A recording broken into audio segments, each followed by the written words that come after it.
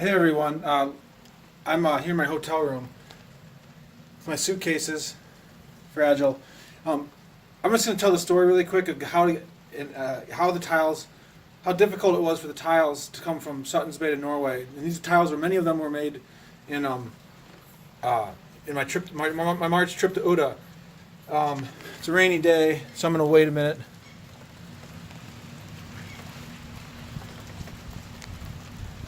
The sea is just down there.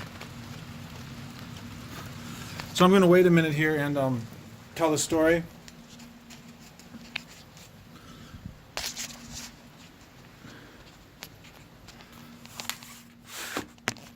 Let me.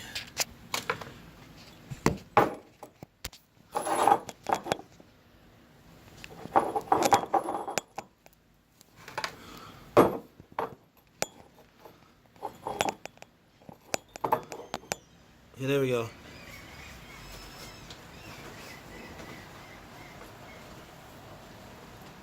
So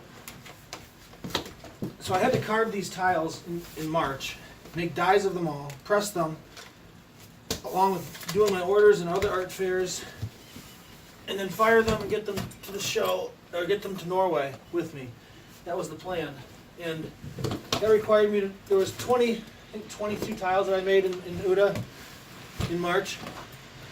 So it was quite a, I mean, it would have been easy to do if there was nothing else I was working on, but with orders and everything else.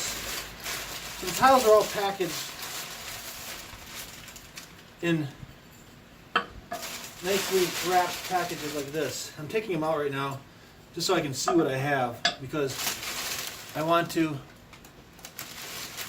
second.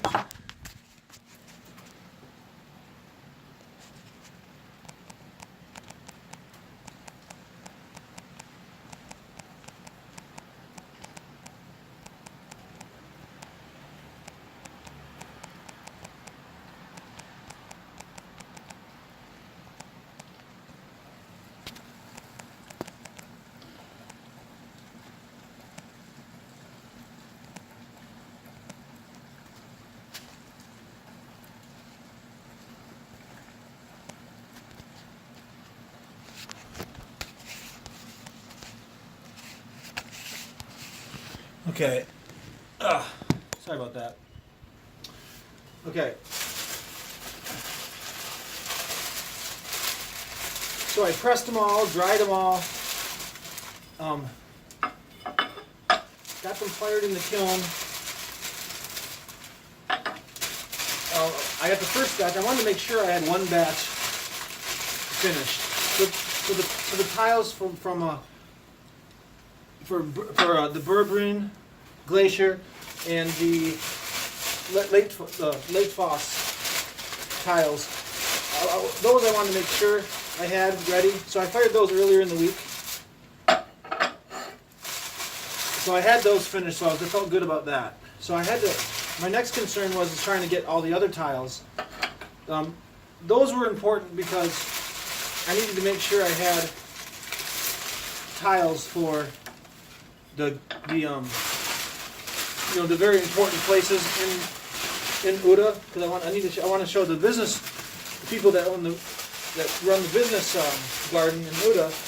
I want to make sure they see some of the tiles that the tourists are going to be buying. I think the tourists are going to be buying all the tiles, but for the first initial collection that I made in Uda, I want the people that are going to be helping me find a gallery. I want them to see the tiles that are going to be the most important to Uda. The late Foss, the Trolltunga, the pictures of the fjord. Those are the ones that people are really going to buy, that are the tourists. And then I'm going to get the people that like art, and they're going to see that my art's really interesting, and they're going to be buying other things too. So then my next challenge was to get the rest of the tiles, as many as I could, out of the kiln and with me on my trip. So that was a challenge. I glazed them all. The night before I was going through a huge effort, getting as many of them glazed as possible, timing it. I was predicting it was going to be a perfect kiln firing, but you never know if it's going to be or not. And I started the kiln the night before I was leaving to Norway, and I had about 24 hours before I was leaving. And that's about how long you need in order to speed cool the kiln and unload it.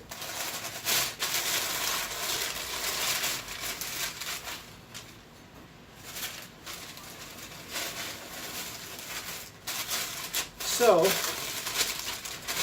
I wake up at 6:30 in the morning after I'd fired the kiln. I went to bed and it was at about 1400 degrees. So it was going up nicely. Everything looked good. Well, I get up at 4 in the morning, or 6 in the morning, and the alarm's going off, which means the kiln had shut down. And I run out there, and the problem was the thermometer was had popped out a little bit, and the temperature was going up too slowly. So that was why it shut down. So then I had to figure out. So I stuck the thermometer back in the kiln, turned it on again. It was at 1500 degrees. I had about 7-8 hours before I had to leave. So I didn't know what was going to happen. So there's a good chance most of these tiles would not have even been with me. Well, kiln started going up nicely. Then at around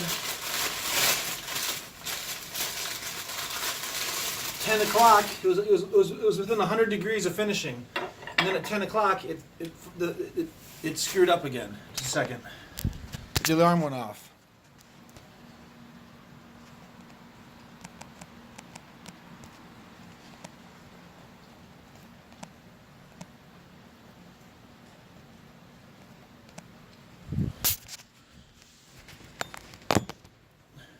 So,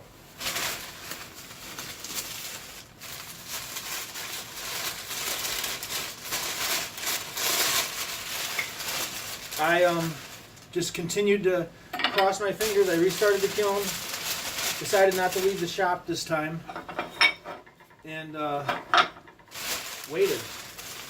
Well, it got up to about 2130 degrees. It needed to get to 2180 for me to feel good about it. I knew the top of the kiln firing was probably going to be okay. The middle I was a little concerned about. All the tiles that were coming with me were on the top. So I knew I was going to have some. But I had to shut the kiln off soon because I wasn't going to have time to cool it. So it's about 11 o'clock. The kiln's at 2110 degrees. It just keeps failing. It's overheating. I don't know exactly what's wrong. I think I have to screw down a panel to make sure that the heat doesn't get in there. I decided I can't wait anymore. I'm turning it off. So I turned off the kiln and opened it up and put a fan on it and just said, whatever happens, happens, because I got to bring these tiles with me. So I'm standing there. My hair is burned off my arms. My face, I thought it was going to be blistered at times. It was so hot. I've done this before, but not quite this rapidly cooling it because you just for art fairs.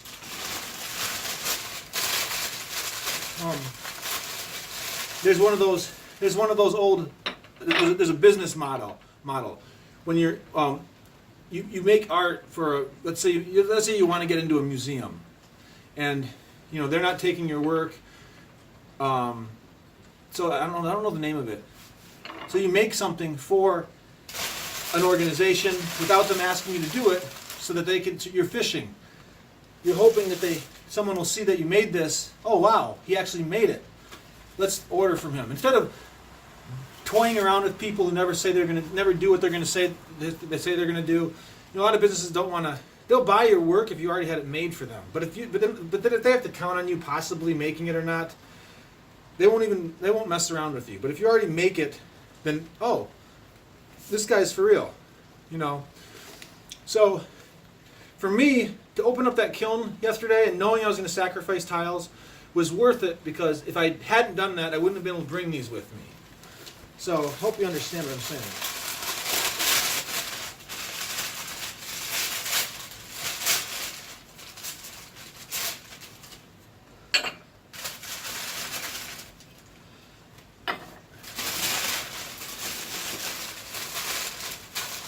So far, none of the tiles broke in the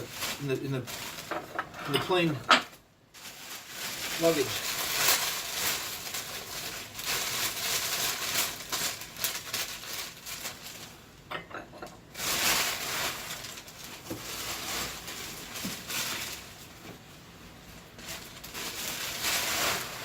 Okay.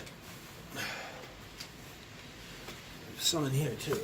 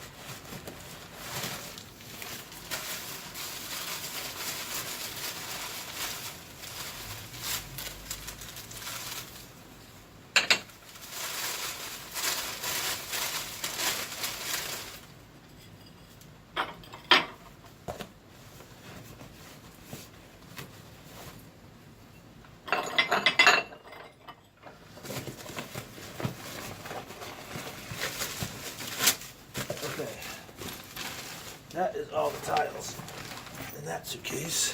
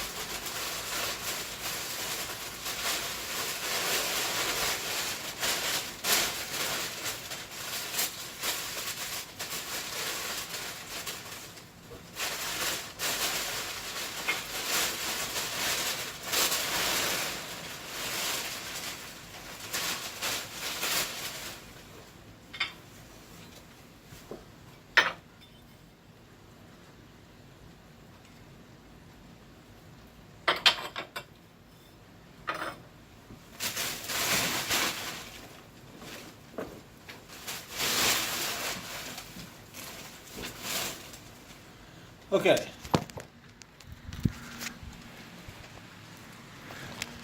So these are all the tiles that I brought with me.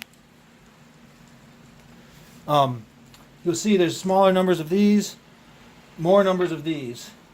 These I fired a week before I left, because I wanted to make sure I had these two, excuse me, the berberine and the late Foss. I had to make sure I brought those to show the gallery people, and the auto business people, and anyone else that wants to see like the first rate kind of work that I do. This is all first rate, but these single dip tiles are much easier to do. They're not as impressive. People really get excited about the painted ones, but then lots of people get excited about these too.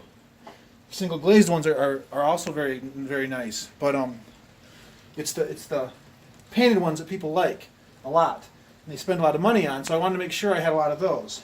So the rest of these, except for the dragon head, which I made earlier, and the reindeer, which I made earlier, I wanted to bring some of those for something additional.